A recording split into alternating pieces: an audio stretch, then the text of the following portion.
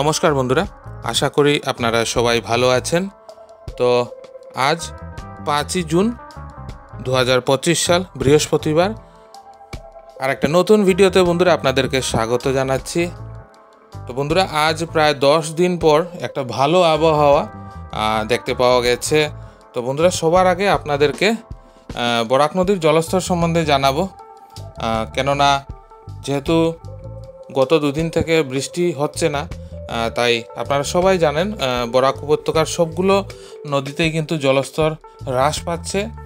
বরাক নদীতেও কিন্তু অনেকটাই জল কমেছে। তো কতটুকু জল কমেছে চলুন একবার আমরা দেখে আসি এবং অতি অবশ্যই আপনাদেরকে পুরো ডিটেলস জানাবো কী হারে জলস্তর হ্রাস পাচ্ছে, কতটুকু হ্রাস পাচ্ছে, কতটুকু বন্যা পরিস্থিতির উন্নতি হয়েছে।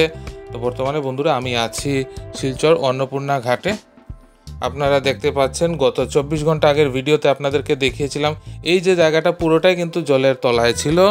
এখন দেখুন আজকে অনেকটাই জল কমেছে, এই জায়গা থেকে জল অনেকটা নেমে গেছে। প্রায় আন্দাজে এখান থেকে এতটুকু বলা যাচ্ছে যে গত 24 ঘন্টা বা তার বেশি সময় কিছু হয়েছে, এই সময়ে জল প্রায় 2 মিটারের মতো জলস্তর অন্নপূর্ণা ঘাটে হ্রাস পেয়েছে, যেটা সত্যি আসার কথা। এবং পাহাড়েও গতকাল কোনো বৃষ্টি হয়নি সেইভাবে, তার জন্য জলস্তর অনেকটাই কমেছে।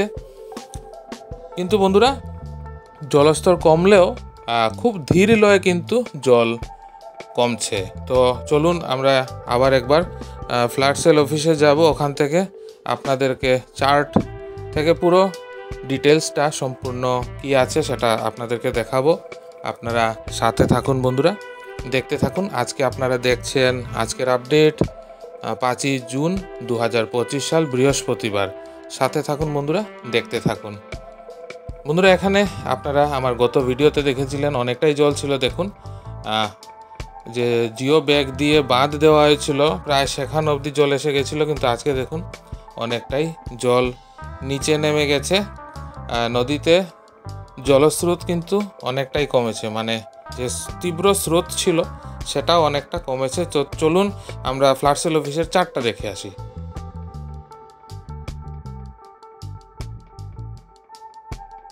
বন্ধুরা, এখন প্রায় দুপুর 2টো হতে চললো। তো সর্বশেষ আজকের দুপুর 1টার আপডেট আছে 19.96 মিটার আপনারা দেখতে পাচ্ছেন। মানে বর্তমানে এখানে বরাক নদীর জলস্তর বিপদসীমার মাত্র 13 সেন্টিমিটার উপর দিয়ে বইছে। এখানে বিপদসীমা হচ্ছে 19.83 মিটার।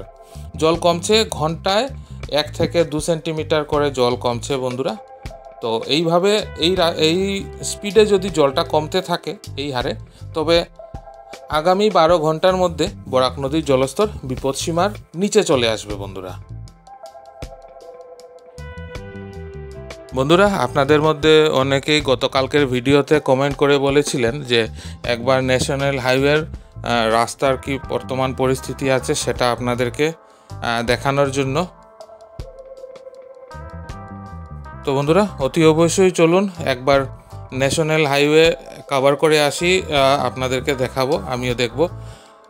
বন্ধুরা, আমি গত বছর বা তার আগের বছর থেকে একদম স্পেসিফিক্যালি বলতে গেলে 2022 সালের যে বিশাল বড় ফ্লাড হয়েছিল তারপরের থেকে কিন্তু আমি প্রতি বছর একাধিক ভিডিওতে বলেছি যে আমাদের শহর এলাকার যে অঞ্চলে সিসি ব্লকের রাস্তা করা হয়েছে সেগুলো কিন্তু টোটাল ফ্লপ। আমি এবারের ভিডিওতেও বলেছি বন্ধুরা। তো প্রত্যক্ষভাবে আপনারা জানেন বা দেখতে পাচ্ছেন বা আপনাদের সবার অভিজ্ঞতা আছে, আমাদের শহরাঞ্চলের যে এলাকাতে গলি বলুন বা ছোট রাস্তা, রেসিডেন্সিয়াল এরিয়ার যেগুলো রাস্তা সিসি ব্লক দিয়ে করা হয়েছে সেগুলো সম্পূর্ণভাবে ধ্বংস হয়ে যায়। আপনারা জানেন যে আমাদের শিলচরে একটা প্রধান সমস্যা হচ্ছে ওয়াটার লকিং। রাস্তায় জল দাঁড়ায়, তারপরে জল সরে গেলে পরে নিচের মাটি ধসে গিয়ে পুরো সিসি ব্লকগুলো খুলে চলে আসে, যেটা শুধু একবারের অভিজ্ঞতা নয়, বিগত 3 বা 4 বছরের থেকে এই অভিজ্ঞতাটা কিন্তু আমাদের হয়েছে। এবং আপনারা একটা জিনিস খেয়াল করে দেখবেন বন্ধুরা, যে 2019 সালে এবং 2020 কোভিড পরবর্তী সময়ে এই সিসি ব্লক দিয়ে রাস্তা বানানোর একটা রেওয়াজ চালু হয়।